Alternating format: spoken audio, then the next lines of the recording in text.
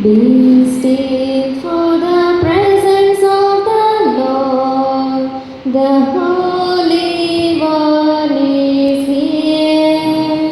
Come bow before Him now with reverence and fear. In Him no sin is found. We stand on holy ground. Be still for the presence of the Lord. The Holy One is here. పరిశుద్ధ దేవుని సన్నిధిలో మౌనముగా నుండుడి.